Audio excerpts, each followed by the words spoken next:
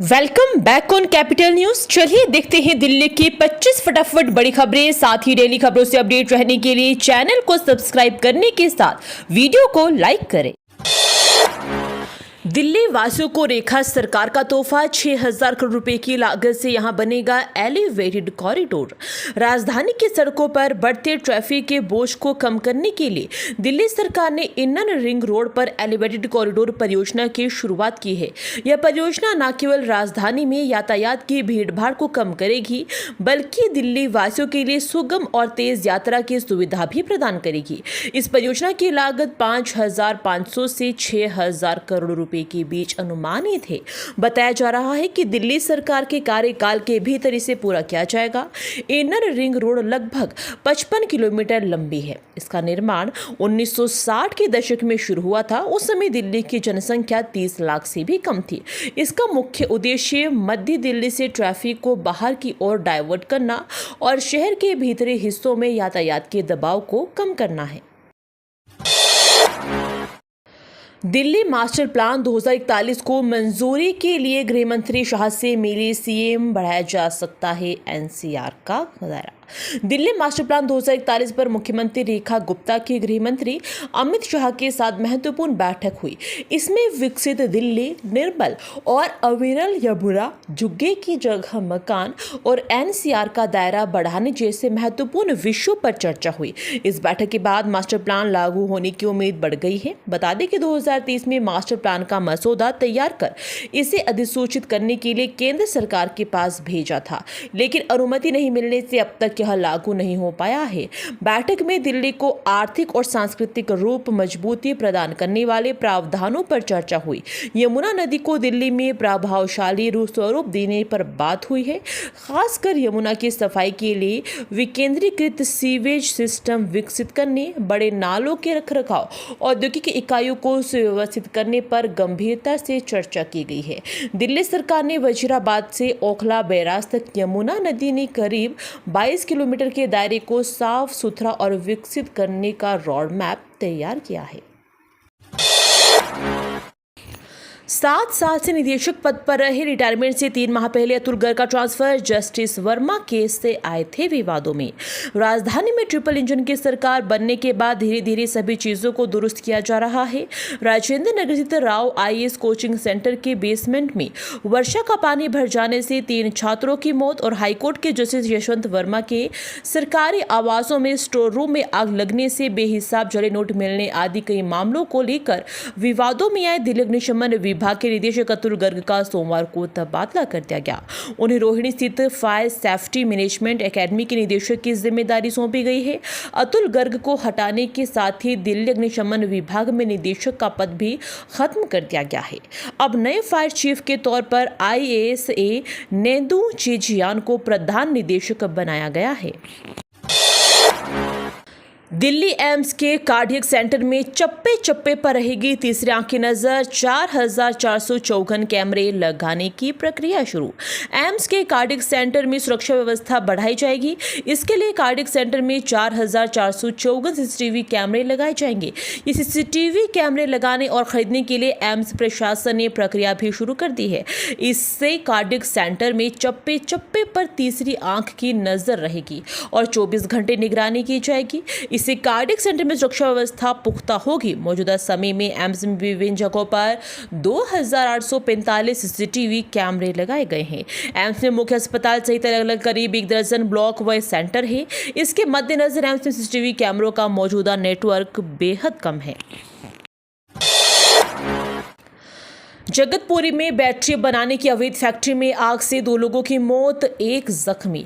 राजधानी में अवैध फैक्ट्रियों में आग लगने से मौत होने का सिलसिला थमने का नाम नहीं ले रहा है। बीते 24 जून को रिठाला में बैग व नैपकिन बनाने की अवैध फैक्ट्री में आग लगने से 4 लोगों की मौत की घटना को लोग भूले ही नहीं थे कि मंगलवार रात जगतपुरी थाना क्षेत्र में बैटरी बनाने की अवैध फैक्ट्री में आग लग गई। इस घटना में 2 कर्मचारियों की मौत हो गई। आग लगने पर 35 गज के 4 मंजिल मकान में 10 लोग फंस गए। आग पहली मंजिल पर बनी फैक्ट्री में लगी थी, जिसका धुआं पूरे मकान में भर गया। एक युवक ने जान बचाने के लिए पहली मंजिल से गली में कूदकर जान बचाई। दिल्ली के 5 स्कूलों को बम से उड़ाने की धमकी, 3 दिन में 10 स्कूलों को मिले धमकी भरे ईमेल। राजधानी दिल्ली के 5 स्कूलों को फिर बुधवार को बम से उड़ाने की धमकी मिली है। द्वारका स्थित सेंट थॉमस स्कूल, वसंत कुंज स्थित बसंत वैली स्कूल, हौज खास स्थित mother's international school, Paschim Vihar स्थित रिचमंड ग्लोबल स्कूल और लोधी एस्टेट स्थित सरदार पटेल विद्यालय को बम से उड़ाने की धमकी मिली है। समाचार एजेंसी ANI के मुताबिक बम की धमकी के बाद आनन फानन में एहतियात के तौर पर स्कूल परिसर को खाली करा लिया गया है। दिल्ली पुलिस, बम निरोधक दस्ता और अग्निशमन विभाग की टीम स्कूल परिसर में जांच कर रही है। वकीलों की ड्रेस में दिल्ली की इस कोर्ट में नहीं मिलेगी एंट्री, सफेद शर्ट और काली पैंट पहनने पर लगी पाबंदी। वकील के अलावा अगर कोई सफेद रंग की शर्ट और काली पैंट पहनकर रोहिणी कोर्ट परिसर में जाना चाहेगा तो उसे प्रवेश नहीं मिलेगा। साथ ही लिपि के स्टाफ को भी सफेद शर्ट व काली पैंट पहनने की मनाही भी की गई है। रोहिणी कोर्ट बार एसोसिएशन ने मंगलवार को यह निर्णय लिया है। एसोसिएशन के सचिव प्रदीप खत्री की ओर से इस बारे में सर्कुलर जारी किया गया है। सर्कुलर में कहा गया कि किसी भी क्लर्क, वादी और आम जनता न्यायालय परिसर में सफेद शर्ट और काली पैंट पहनकर आने की अनुमति नहीं है। कालिंदी कुंज से नोएडा आने वाला एक रास्ता बंद, 23 जुलाई तक जाम से जूझेंगे लोग। कांवड़ियों को सुरक्षित निकालने के लिए यातायात पुलिस ने कालिंदी कुंज से नोएडा जाने वाले एक रास्ते को 23 जुलाई तक बंद कर दिया है। ऐसे में मंगलवार को दिन भर कालिंदी कुंज चौक पर वाहन रेंग रेंग कर चलते रहे। हालांकि अभी कांवड़ियों के आने की संख्या कम है। ऐसे में यातायात पुलिस व्यस्त समय में उस रास्ते से भी वाहनों को निकाल रही है। पुलिस का कहना है कि 20 जुलाई के बाद परेशानी ज्यादा बढ़ेगी। इसी तरह कालिंदी कुंज से फरीदाबाद की ओर जाने वाले मार्ग पर भी अलग लेन बनाकर कांवड़ियों को निकाला जा रहा है। पुराने वाहनों के निस्तारण पर जांच कराने की योजना बना रही दिल्ली सरकार, मंत्री मनजिंदर सिंह सिरसा का बयान।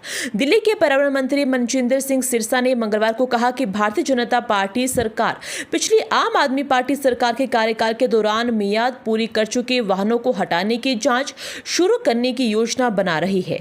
मंत्री ने कहा कि कई मामलों में उचित प्रक्रियाओं का पालन नहीं किए जाने के आरोपों के बीच औपचारिक जांच का आदेश दिया जाएगा। सूत्रों के अनुसार कई वाहन मालिकों ने शिकायत दर्ज कराई है कि उन्हें जब्त किए गए वाहनों का कबाड़ मूल्य नहीं दिया गया, जबकि सरकारी निर्देशों में ऐसा मुआवजा देना अनिवार्य है। जांच में यह भी पता लगाया जाएगा कि क्या इनमें से कुछ वाहनों को अवैध रूप से दूसरे राज्य में ले जाया गया था। सिरसा ने कहा कि संपूर्ण निपटाना प्रक्रिया में संभावित चूक, कुप्रबंधन और अमितताओं की जांच की जाएगी। 23 जुलाई तक दिल्ली की इन सड़कों पर न करें सफर, कई जगहों पर किया गया रूट डाइवर्ट, जानिए पूरी गाइडलाइन। राष्ट्रीय राजधानी दिल्ली में कांवड़ियों की यात्रा को लेकर कई जगहों पर रूट डाइवर्ट किया गया है। दिल्ली यातायात पुलिस ने रूट डाइवर्शन के लिए गाइडलाइन जारी की है। दिल्ली यातायात पुलिस ने कहा है कि कांवड़ियों की सुचारू आवाजाही और जन सुरक्षा सुनिश्चित करने के लिए 23 जुलाई तक कालिंदी कुंज और आसपास के इलाकों में यातायात प्रतिबंधित रहेगा। इसमें कहा गया है कि आगामी दिनों में बड़ी संख्या में कांवड़ियों के नोएडा, कालिंदी कुंज और आगरा केनाल रोड होते हुए फरीदाबाद, गुरुग्राम और राजस्थान की ओर जाने की संभावना है।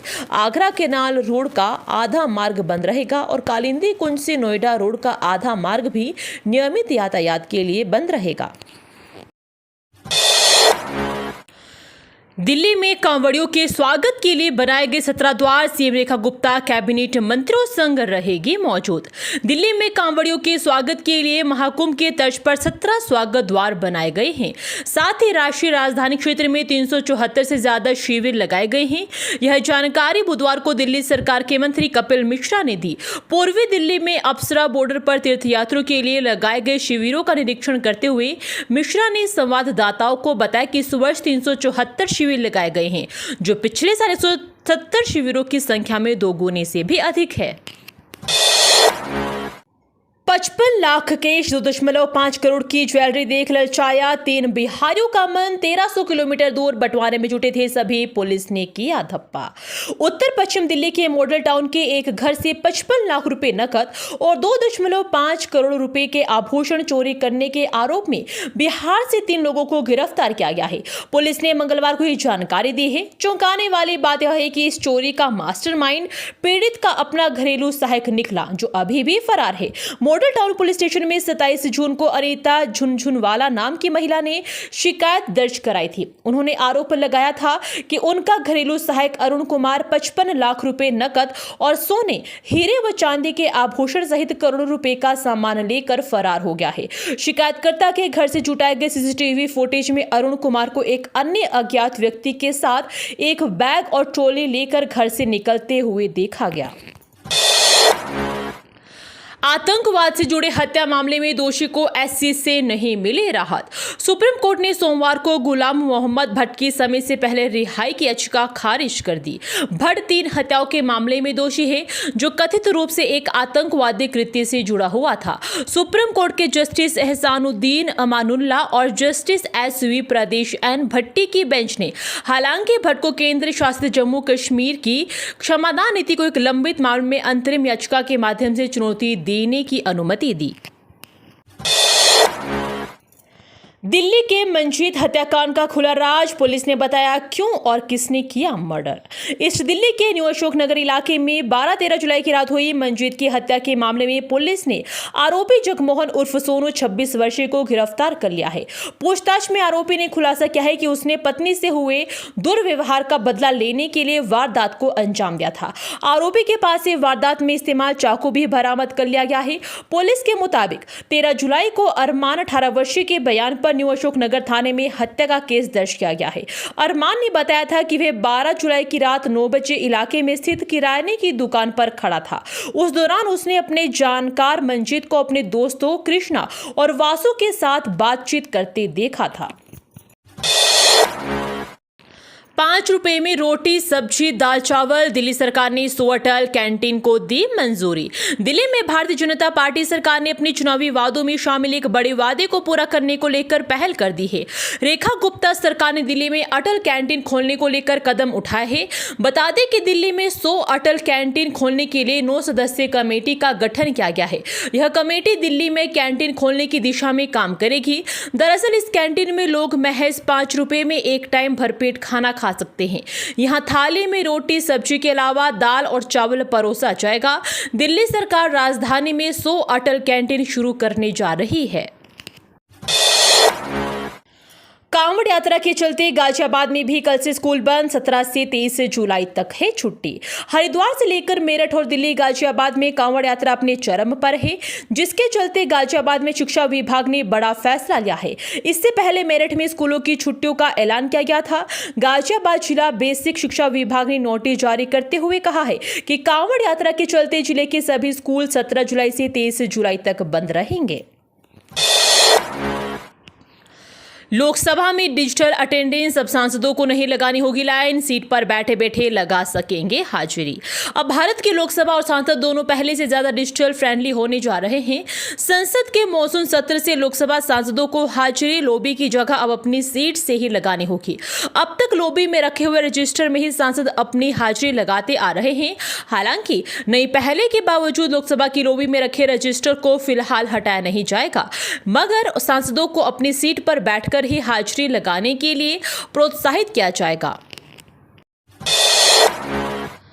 फिर पकड़े गए घुसपैठिए, पुलिस को मिली बड़ी कामयाबी। दिल्ली में अवैध रूप से रह रहे 2 बांग्लादेशी दबोचे। दिल्ली में पुलिस का बांग्लादेशियों के खिलाफ अभियान चला रखा है। पुलिस ने जानकारी देते हुए बताया कि बिंदापुर थाने की पुलिस टीम ने 2 बांग्लादेशी प्रवासियों शहादत और मोहम्मद अनवर का पता लगाया है, जो अवैध रूप से दिल्ली में रह रहे थे। पुरानी बसों का नया लुक, डीटीसी की ये बसें हुई फूड स्टॉल में तब्दील। यात्रियों को सफर के साथ मिलेगी ये सुविधा। राजधानी की पुरानी बसों को नया जीवन दान मिल रहा है। अपनी उम्र पूरी कर चुकी बसों को फूड बस स्टॉल में तब्दील किया जा रहा है। उत्तम नगर बस टर्मिनल पर खड़ी डीटीसी की लाल बस को फूड बस स्टॉल में बदल दिया गया है, जो यात्रियों को अपनी ओर आकर्षित कर रही है। लोगों को इस फूड स्टॉल की सेवाएं शुरू होने का बेसब्री से इंतजार है। ये कियोस्क यात्रियों को न केवल भोजन, पानी व साफ सफाई जैसी मूलभूत सुविधाएं प्रदान करेंगे, युवाओं को रोजगार के अवसर भी उपलब्ध कराएंगे। पायलट प्रोजेक्ट के तौर पर पहला फूड बस स्टॉल कश्मीरी गेट बस अड्डे के पास स्थित यमुना वाटिका में खोलने की तैयारी। कट्टरपंथी विचारों का प्रसार है अपराध, आरोपी को नहीं दी जमानत। जाने दिल्ली एचसी ने टिप्पणी करते हुए क्या कहा।